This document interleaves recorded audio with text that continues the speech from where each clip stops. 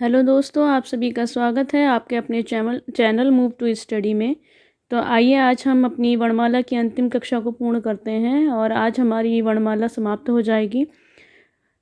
Topic शुरू करने से पहले मैं आप सभी से ये कहना चाहती हूँ कि यदि आपको मेरी इन वीडियोस से कुछ लाभ होता हो और आपको इंटरेस्टिंग लगती हो तो प्लीज़ चैनल को लाइक, शेयर और सब्सक्राइब करना ना भूला करिए और मेरे छोटे से प्रयास को सफल बनाने में मेरी सहायता करिए। ठीक है, तो पढ़ना शुरू करते हैं वर्णमाला को। वर्णमाला में मैंने आपको पहली कक्षा में ये बात बताई थी कि जो स्वर होते हैं वह 11 होते हैं, लेकिन कहीं कहीं पुस्तकों में उनकी संख्या 13 दे रखी होती है। तो वो 13 संख्या बनती किसकी मदद से, आज हम उस टॉपिक को जानेंगे। तो आज हम पढ़ेंगे अयोगवा। ये अयोगवा वर्णों की सहायता से मिलकर ही या इनको मिलाकर ही जो स्वरों की संख्या हो जाती है वह हो जाती है 13। तो जानते हैं सबसे पहले कि अयोगवा क्या होता है और इन्हें अयोगवा क्यों कहते हैं। तो चलिए पढ़ना शुरू करते हैं आज की कक्षा को। डेफिनेशन ये कहती है कि वे वर्ण जो आ के योग से मिलकर बने किंतु व्यंजन के लिए अर्थ वहन करते हों, अर्थात वे ध्वनियाँ जो ना तो स्वर हों और ना ही व्यंजन, अयोगवा कहलाती हैं। ठीक है, अब इनकी संख्या पूछी जाती है, इनकी संख्या कितनी होती है, तो इनकी संख्या होती है 2। या हम ये कह सकते हैं ना तो स्वर और ना ही व्यंजन, वह कहलाएंगे अयोगवा। या ऐसे वर्ण जिनका योग ना तो स्वरों में किया जाए या ना ही व्यंजनों में किया जाए तो हम उन्हें कहते हैं अयोग। ठीक है, आसान सा शब्द है अयोग, यानी कि जो ना जोड़ा जाए, जिसका योग ना हो, किसमें ना हो, ना तो स्वर में हो ना ही व्यंजनों में, तो वो अयोगवा कहलाते हैं। पहला क्या होता है, अंग, और दूसरा बोला जाता है आहा। अंग को हम कहते हैं अनुस्वार, आहा को हम कहते हैं विसर्ग। ठीक है, अब थोड़ा सा इनके विषय में आगे जान लेते हैं कि अंग क्या होता है, अनुस्वार क्या होता है। तो देखिए अंग क्या है, अंग को ही अनुस्वार कहा जाता है। याद रखिएगा, अधिकांशतः पूछा जाता है निम्न में से किस शब्द पर अनुस्वार है या अनुस्वार क्या है, अनुस्वार वर्ण कौन सा है। तो इस टाइप के क्वेश्चन यहाँ से मोस्टली बनते रहते हैं। कहते हैं कि यह वर्ण के ऊपर बिंदु के रूप में लगाया जाता है और इसके भी 2 रूप माने गए हैं। पहला तो स्वयं खुद अनुस्वार ही है और दूसरा है चंद्रबिंदु। कई बार ना यहाँ से क्वेश्चन ऐसे भी बन जाते हैं कि अनुस्वार की मात्रा बताइए कितनी है, तो इसकी मात्रा 2 मानी गई है। अब 2 में पहला तो स्वयं खुद अनुस्वार है ही, ये वाला है, ठीक है, और दूसरा है चंद्रबिंदु। अब देखिए आगे जान लेते हैं कि इसका हम यूज़ कहाँ करते हैं। ठीक है, कि ये 2 मात्रा बनाने की आवश्यकता क्यों पड़ी, क्योंकि हमें पता है जो हमारी हिंदी है वह निकल कर आई है संस्कृत में से। तो बहुत सारे शब्द भी ऐसे हैं जो संस्कृत भाषा के हिंदी में आज भी प्रयोग किए जाते हैं। तो अगर हम बात करें अनुस्वार की, तो अनुस्वार का प्रयोग होता है संस्कृत शब्दों में, और जिसे हम कहते हैं। अच्छा, आप लोगों को ये भी शायद जानकारी होगी, या हम बहुत सारे बच्चे ना तत्सम तद्भव में बड़े कंफ्यूज रहते हैं। तो याद रखिएगा, जो संस्कृत शब्द होते हैं वही तत्सम शब्द कहलाते हैं। ठीक है, और पहचान के रूप में क्या है, इन पे बिंदी दिखाई देती है, तो हम ऐसे भी पहचान लेते हैं कि ये तत्सम हो गया। ठीक है, अच्छा अगला जानते हैं चंद्रबिंदु का प्रयोग कहाँ होता है। तो इसका प्रयोग होता है हिंदी के शब्दों में। यदि किसी शब्द के ऊपर चंद्रबिंदु लगा है तो आप उसे क्या कहेंगे, आप उसे कहेंगे तद्भव। ठीक है, तो ये की छोटी सी पहचान याद रखिएगा, क्योंकि कई बार ऐसा होता है, जरूरी नहीं है कि हमें हर शब्द ही याद हो, कुछ ट्रिकों के माध्यम से भी हम ये चीज़ें जान लेते हैं। अगर किसी शब्द के ऊपर अनुस्वार लगा है तो वो तत्सम है, यदि चंद्रबिंदु लगा है तो वो तद्भव है। ठीक है, चलिए बढ़ जाते हैं आगे, नेक्स्ट आगे देखते हैं। अगला हम जानते हैं आहा, जिसे हम बोलते हैं विसर्ग। ठीक है, और इसका स्वरूप ऐसा होता है, आगे 2 बिंदी दिखाई देती हैं, इसे कहा जाता है विसर्ग। ये कहाँ लगता है, तो ये वर्ण के आगे 2 बिंदुओं के रूप में इसका हम प्रयोग करते हैं। कोई भी शब्द, जैसे हमने लिख दिया अतः, ठीक है, अब अतः में ता के आगे क्या है, बिंदी है। अब देखो अतः बोलना है तो साउंड किसकी आ रही है, हा की आ रही है। तो हो सकता है ऐसा प्रश्न भी बन जाए, बनते रहते हैं ऐसे क्वेश्चन कि बताइए वह निम्न में से कौन सी मात्रा है जिसमें हा की साउंड आए, हा का उच्चारण हो। तो सीधे सीधे आपको उत्तर कर देना है विसर्ग। ठीक है, चलिए बढ़ जाते हैं आगे। पहले थोड़ा सा इसे इरेज कर लेते हैं, क्योंकि अभी मुझे बहुत अच्छे तरीके से वीडियो वगैरह बनानी नहीं आती। मुझे लगता है कि आप लोगों को शायद इसमें समस्या नहीं हो रही होगी। मैं फिर भी अपने चलती में मैं बहुत सोचती हूँ कि हाँ, कि मैं कुछ ऐसा करूँ कि आप लोगों को परेशानी ना हो, एक एक बात समझ में आ जाए। लेकिन यदि फिर भी कहीं कोई समस्या आया करे तो आप कमेंट सेक्शन में वो क्वेश्चन डाल दिया करो। ठीक है, मैं रिप्लाई हर उसका रिप्लाई देती हूँ, मैं सारे कमेंट्स पढ़ती हूँ। अगर किसी बच्चे को कोई भी चीज़ समझ में ना आया करे, कोई पॉइंट समझ में ना आया करे, तो आप बेझिझक उसे कमेंट सेक्शन में डाल दिया करो, मैं उसको रिप्लाई दे दिया करूँगी। ठीक है, तो चलिए अच्छा जान लेते हैं। अच्छा, यहाँ पर हमने ये पढ़ा कि ये ना तो स्वर है और ना ही व्यंजन है, तो क्यों स्वर नहीं और क्यों व्यंजन नहीं माना गया। तो इसके पीछे देखो कारण क्या है। जैसे देखो हम लिखते हैं अंग, एक बात यहाँ पे याद रखिएगा, जितने भी स्वर हैं या तो वो अपने वास्तविक रूप में या अपनी मात्रा के रूप में, यानी कि कहने का अर्थ ये है कि अगर हम स्वरों का मेल व्यंजनों से कराते हैं तो हम उसकी मात्रा को लिखते हैं, ठीक है। और अगर हमें व्यंजन में मेल नहीं कराते तो हम उसका वास्तविक रूप लिखते हैं, किसका, स्वर का, ठीक है। अब देखो इसे थोड़ा सा जान लेते हैं कि ये मैंने क्यों बनाया। अब इसे स्वर क्यों नहीं कहते, व्यंजन क्यों नहीं कहते। अगर हम अंग को लेते हैं, अगर हम अंग को लेते हैं तो अंग में आपको एक आ दिखाई दे रहा है और एक ही बिंदु दिखाई दे रहा है, ठीक है। हमने क्या करा, दोनों को अलग अलग कर दिया, एक तरफ लिख दिया आ, एक तरफ लिख दिया इसका बिंदु। यहाँ से एक बात को याद रखिएगा कि हमेशा जो स्वर होता है अपनी मात्रा के स्वरूप में जोड़ा जाता है। हमने क्या पढ़ा, आ हमें साफ साफ दिखाई दे रहा है तो इस हिसाब से हम आ को क्या मानेंगे, हम स्वर मानेंगे। अब आगे क्या दिखाई दे रही है, इसकी मात्रा दिखाई दे रही है, ठीक है। तो मात्रा में क्या होता है, मतलब कहने का ये है कि स्वरों का मेल हमेशा किया जाता है व्यंजनों से, ठीक है। तो जब ये आ यहाँ पर स्वर है तो इस आधार पर ये जो बिंदी है ये बन जाती है व्यंजन, ठीक है। अब चलिए, अब इसी चीज़ को हम एक व्यंजन के साथ ले लेते हैं, यानी कि इसी बिंदी को हम व्यंजन के साथ लेते हैं। जैसे हमने लिखा, सपोज करिए हम ऐसे लिख दें का, तो का हमने अलग कर दिया और बिंदी हमने अलग कर दी। अब का हमें पता है क्या होता है, व्यंजन होता है। अब व्यंजन में व्यंजन को नहीं जोड़ेंगे, अब ये इस हिसाब से क्या हो गया, ये स्वर हो गया। तो कहने का अर्थ यहाँ पर ये हो जाता है कि जब भी कभी हम इन वर्णों को किसी स्वर के साथ जोड़ें तो ये व्यंजन बन जाते हैं, और यदि हम इन्हें व्यंजन के साथ जोड़ते हैं तो ये स्वर का स्वरूप ले लेते हैं। इसी कारण कहा जाता है ना तो ये स्वर हैं और ना ही ये व्यंजन, ठीक है। इसी कारण ना तो हम इन्हें व्यंजनों में रखते हैं और ना ही हम इन्हें स्वरों में रखते हैं। इसी कारण इनका नाम पड़ गया अयोगवा। आई थिंक, मुझे लगता है सभी को ये बात क्लियर हो गई होगी। अगर फिर भी ना हुई हो तो बता देना, नेक्स्ट वीडियो में और क्लियर कर देंगे। चलिए बढ़ जाते हैं आगे, और अगला टॉपिक है हमारा संयुक्त व्यंजन। अब तक आप सभी ने इसका नाम जरूर सुना होगा, लेकिन व्यंजन गुच्छ शायद, मेरे ख्याल से शायद ना सुना हो सकता है पेपर को टिपिकल बनाने के लिए एग्जामिनर कुछ ऐसा नाम देते कि व्यंजन गुच्छ क्या होता है, तो सबको सब कुछ मालूम होते हुए भी प्रश्न हमारे ऐसे गलत हो जाते हैं। तो याद रखिएगा, संयुक्त व्यंजन या व्यंजन गुच्छ एक ही बात होती है, ठीक है। अब ये क्या होता है, देखो शब्द है संयुक्त, संयुक्त मतलब क्या हो गया, जुड़ना, यानी कि यहाँ पर कुछ ना कुछ तो जुड़ रहा है। चलो देखते हैं, कह रहे हैं जहाँ दो या दो से अधिक व्यंजनों का संयोग हो उसे संयुक्त व्यंजन कहते हैं। अब इनकी संख्या पूछी जाती है, क्या होती है, 4, ठीक है, 4 संख्या होती है। आगे जान लेते हैं कि कौन कौन से हैं जो कि हमें मालूम होने चाहिए। 4 कौन से हैं, पहला है छा, फिर त्रा, फिर ज्ञा, फिर श्रा, ठीक है। ये आपको 4 यहाँ पर दिखाई दे रहे होंगे, चारों को याद रखना है। अब देखो यहाँ से जो पूछा जाता है कोई सा भी पूछा जा सकता है, लेकिन सबसे ज़्यादा जो प्रोबेबिलिटी रहती है वो रहती है छा की। अब देखो मैंने यहाँ पर ना 2 तरीके से लिखा है, ये मैंने क्या लिखा है, या तो आपको इस तरीके से मिलेगा, एक बार रुकिएगा जरा, थोड़ा सा फिर से क्लियर करने की कोशिश करते हैं। जैसे देखिए, आपको इस तरीके से मिलेगा या फिर आपको इस तरीके से मिलेगा, इसका ऑप्शन। अब आपको कंफ्यूज बिल्कुल नहीं होना, बच्चे बहुत सारे कंफ्यूज हो जाते हैं कि मैम ने तो ऐसा पढ़ाया था लेकिन यहाँ तो ऐसा दे रखा है। तो देखो बेटा, इसे समझो जरा थोड़ा सा। हमने क्या करा, आधा का लिया, पूरा शा लिया। अब शा पूरा है तो शा में से क्या निकलेगा, आ निकलेगा। और जब भी कभी किसी व्यंजन में से कोई स्वर निकलता है तो वो व्यंजन क्या हो जाता है, आधा हो जाता है, ठीक है। इसी आधार पे त्रा है तो ता आधा और रा पूरा। अब हम रा पूरे में से आ निकालेंगे तो रा कैसा हो गया, आधा हो गया। तो चाहे तो हम ऐसे लिखिए या फिर ऐसे लिखिए, दोनों का मतलब सेम होता है। या की बात करें तो जा और उआ, जा उआ आ। शा की बात करें शा रा आ। आई थिंक मुझे लगता है सभी को क्लियर हो चुका होगा। आगे समझ लेते हैं कि और क्या क्या हमें जानना है। देखिए, संयुक्त व्यंजनों के मध्य में कोई स्वर नहीं होता, इस बात को विशेष रूप से याद रखिएगा। जैसे देखिए, यहाँ पर हमने बात करी थी अभी, तो यहाँ पर का शा के बीच में कुछ हमें स्वर नहीं दिख रहा, ता रा के बीच में नहीं दिख रहा, जा उआ के बीच में नहीं दिख रहा, शा रा के बीच में नहीं दिख रहा।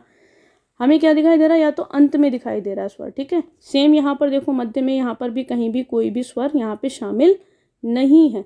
तो ये बात आपको याद रखनी है कि संयुक्त व्यंजनों में कभी भी उनके मध्य में कोई स्वर शामिल नहीं होता है, ठीक है। चलिए अगले पे बढ़ते हैं, और अगला जो टॉपिक है हमारा वो है द्वित्व व्यंजन, और जिसे हम नाम देते हैं युग्मक ध्वनि का। ये युग्मक बहुत पूछा जाता है, ठीक है। द्वित्व पता होता है, लेकिन पता तो युग्मक भी होता है, लेकिन नाम नहीं पता होता तो अक्सर क्वेश्चन गलत हो जाते हैं। देखो युग्मक क्या होता है, युग्मक का मतलब है, द्वित्व का मतलब है कि जब कभी ऐसा कोई वर्ण हो या ऐसा कोई शब्द हो जिसमें कोई वर्ण 2 बार आए, देखने में एक जैसे होने चाहिए, अलग अलग नहीं होने चाहिए। अगर अलग अलग वर्ण हो गए तो फिर वो बन जाएंगे संयुक्त। ठीक है, तो इस बात का विशेष ध्यान रखिएगा। जैसे देखिए यहाँ पे क्या कह रहा है, पक्का का 2 बार आया, बच्चा चा 2 बार आया, 70 ता 2 बार आया, 80 सा 2 बार आया। यानी कि एक ही वर्ण एक शब्द में एक से अधिक बार अगर आएगा तो हम उसे कहेंगे द्वित्व या फिर युग्मक ध्वनि। और यदि हम बात कर लें कि कोई ऐसा शब्द है जहाँ पर जैसे मान के चलिए मैंने लिखा है सत्य, अब इस सत्य शब्द को हम युग्मक नहीं कह सकते। ये जो शब्द है यहाँ पर, ये आपको अंत में दिखाई दे रहा है ता और रा, ता और या, ये क्या है, ये संयुक्त हैं, याद रखिएगा। ठीक है, अगर पूछता वर्णमाला में संयुक्त वर्णों की संख्या कितनी है तो उत्तर हो जाएगा 4। लेकिन ऐसा नहीं कि केवल वो 4 ही, हम बहुत सारे संयुक्त लेटर बना सकते हैं। संयुक्त लेटर या संयुक्त वर्ण की विशेष बात ये होती है कि पहला वर्ण हमेशा आधा और बाद वाला हमेशा पूरा होना चाहिए, तो वो कहलाएगा संयुक्त। और द्वित्व में क्या होता है, एक ही वर्ण का रिपीटेशन होता है 2 बार। ठीक है, तो चलिए बढ़ जाते हैं आगे। आई थिंक ये क्लियर हो चुका होगा सभी को। आगे बढ़ते हैं और अगला टॉपिक है हमारा आगत ध्वनियाँ। अच्छा, आगत ध्वनियाँ नाम पता होगा, लेकिन कई बार क्या होता है कंफ्यूज करने के लिए इन्हें अन्य नामों से हम जानते हैं, वो नाम बोल देता है एग्जामिनर। जैसे विदेशज ध्वनि बताओ निम्न में से क्या है, नवीन ध्वनि बताओ, नवनिर्मित। तो यहाँ से ये 2 नाम जरूर याद रखिएगा, एक तो आगत और एक विदेशज। क्या होती हैं ये, वो ध्वनियाँ कहलाती हैं जो कि किसी अन्य भाषा से हमारी भाषा में आई हैं। अगर हम बात करें आगत, ये 2 टाइप के होते हैं, ये भी याद रखना। ठीक है, क्वेश्चन बन जाता है कभी कभार यहाँ से। पहला है आगत स्वर जो कि होता है ओ। अब इसका प्रयोग क्या होता है, इसका प्रयोग होता है अंग्रेजी के शब्दों पे। जैसे देखिए हमने लिखा डॉक्टर, तो डॉक्टर में हम ओ की मात्रा ना लगाकर हम इस वाले स्वर का प्रयोग करते हैं। तो ये कहाँ से लिया गया, ये अंग्रेजी भाषा से आया है। होता क्या है ये, तो ये होता है अर्धचंद्र। अगर इस पर बिंदु लग गई तो चंद्र बिंदु कहलाता है। और अगर इस ये जो सर्किल इस टाइप का ये बना है हाफ सर्किल, इस पर अगर बिंदी नहीं है तो ये कहलाता है अर्धचंद्र। अगला है आगत व्यंजन। अब आगत व्यंजन ध्वनियों में हमें 5 वर्ण दिखाई देते हैं, का, खा, जा और फा। अब ये आगत व्यंजन कब कहलाएंगे, जब इनके नीचे आपको ये बिंदी दिखाई दे रही होगी, बिंदी लगेगी। ठीक है, अदरवाइज नहीं कहलाएंगे। अगर बिंदी है, जिसे हम बोलते हैं नुक्ता, ठीक है, इसे हम नुक्ता बोलते हैं इस बिंदी को। अब इसका प्रयोग कहाँ होता है, तो इसका प्रयोग होता है अरबी और फारसी भाषा में। और अगर ये ऑप्शन में नहीं है, अरबी और फारसी अगर ऑप्शन में नहीं है, तो फिर आपको उर्दू देखने को मिल सकता है। ठीक है, याद रखिएगा, अरबी, फारसी या फिर उर्दू, कुछ भी ऑप्शन में हो सकता है। और ये प्रश्न बन चुका है कि आगत व्यंजन जैसे कोई सा भी दे दिया जाएगा, जा बताओ कहाँ से है, लिया गया अरबी से कि फारसी से, और अब अरबी फारसी नहीं है ऑप्शन में, कुछ और दे दिया, तो फिर उर्दू देगा वो आपको। ठीक है, तो याद रखनी है ये बात। आगे बढ़ जाते हैं, अगला देखिएगा। अगला टॉपिक है हमारा द्विगुण। अब द्विगुण के बहुत सारे नाम हैं। देखिए इनमें से कौन कौन से नाम आपको याद रखने हैं, मैं अंडरलाइन कर देती हूँ, पढ़ सारे लेना, लेकिन जो याद रखने वो अच्छे से याद रखना। द्विगुण तो कहते हैं उत्क्षिप्त, संकर, ताड़न जात बहुत पूछा जाता है, और द्विज। ये शुरुआत की पहली पंक्ति के जितने भी नाम है ये सब आपके लिए इंपॉर्टेंट है, कैसे भी करके क्वेश्चन में जाता है। ताड़न जात और द्विज, संकर, ये 3 बहुत अधिक आते हैं। पूछा जाता है निम्न में से संकर वर्ण बताइए, द्विज वर्ण बताइए, तो आपको मालूम होना चाहिए। मालूम सब कुछ होता है, लेकिन हमें इन चीज़ों का मालूम नहीं होता, नामों का मालूम नहीं होता, तो हमारे लिए फिर ये क्या हो जाता है, डिफिकल्ट हो जाते हैं ऐसे क्वेश्चन। तो देखिए इसमें क्या आती है, 2 ध्वनियाँ आती हैं। कौन कौन सी, डा और ढा, इनकी संख्या 2 होती है। अच्छा, अब यहाँ पर डा और ढा को द्विगुण क्यों कहते हैं, तो देखिए द्विगुण ये तब कहलाएंगे जब इनके नीचे बिंदी लगेगी। अगर बिंदी नहीं है तो ये द्विगुण नहीं है। अब कई बार ना यहाँ से ये बात ध्यान रखिएगा, इसका प्रयोग कहाँ पे होता है, इसका यूज़ कहाँ पे होता है। तो देखिए अगर जैसे मैंने कोई शब्द लिखा मैंने एक शब्द लिखा यहाँ पर सड़क, ठीक है, मैंने शब्द लिखा है सड़क, मैंने शब्द लिखा है ढोलक, तो यहाँ पर क्या होता है, सड़क इसके नीचे बिंदी आएगी लेकिन ढोलक के नीचे नहीं आएगी। तो जब भी कभी हम इन 2 लेटर से कोई शब्द की शुरुआत करें तो इसके नीचे बिंदी नहीं होती। लेकिन अगर ये किसी शब्द में या बाद में आते हैं या अंत में आते हैं तो इनके नीचे बिंदी लगती है। जैसे देखिए हमने लिखा सीढ़ी, ठीक है, तो बिंदी आएगी। मैंने लिखा मेंढक, तो बिंदी आएगी। तो वैसे प्रयोग नहीं पूछा जाता, बस ये पूछा जाता है इनकी संख्या बता दीजिए और ये होते कौन कौन से, तो डा और ढा होते हैं, याद रखिएगा। ठीक है, चलिए आगे बढ़ जाते हैं। और लास्ट जो टॉपिक मैंने रखा है यहाँ पे वह रखा है वर्णमाला में वर्णों के उच्चारण स्थान।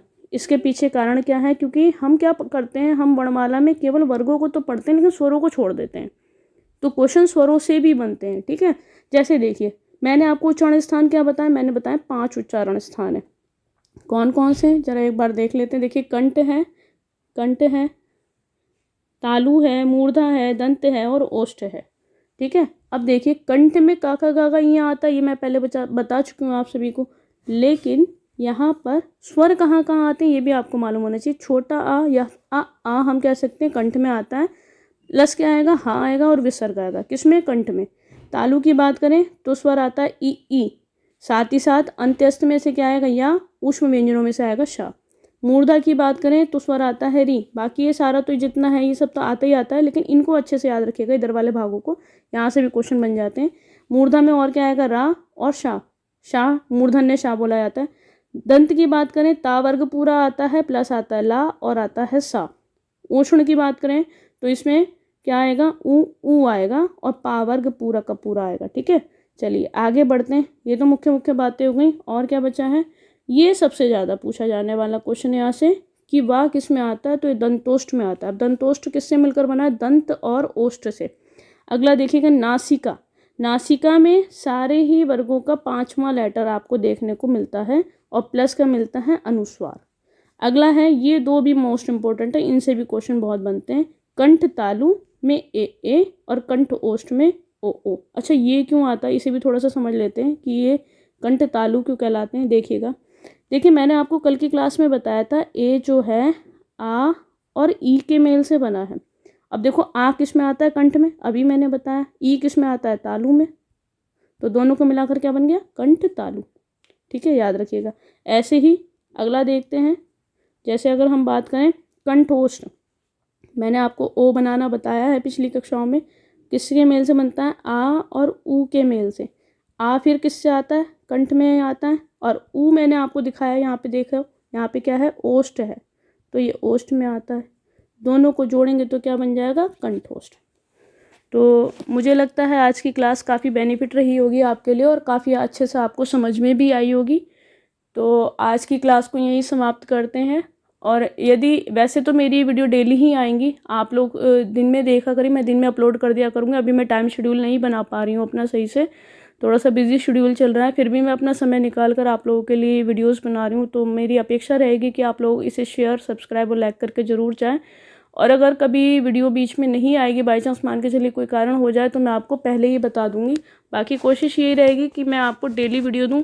और मैंने एक चीज़ और सोची है कि मैं एक साहित्य वाला पोर्शन भी आप लोगों का शुरू करूं, जो मोस्ट इम्पोर्टेंट रचनाएं हैं हर काल की, वो भी मैं धीरे धीरे आप लोगों को देना शुरू करूं। तो अगर आप लोग चाहते हैं कि दिन में 2 वीडियो हों, तो कमेंट सेक्शन में जितने भी बच्चे चाहते हैं कि दिन में हमें 2 वीडियो मिल जाएँ, एक तो ग्रामर की और एक साहित्य की, मोस्ट इम्पोर्टेंट चीज़ें, तो वो कमेंट सेक्शन में यस लिख कर भेज सकते हैं, जिससे मुझे भी लगे कि हाँ मुझे इस पर काम करना चाहिए।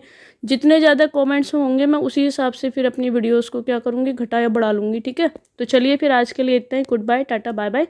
आप सभी अच्छे से मेहनत करते रहिए। ठीक है, बाय बाय।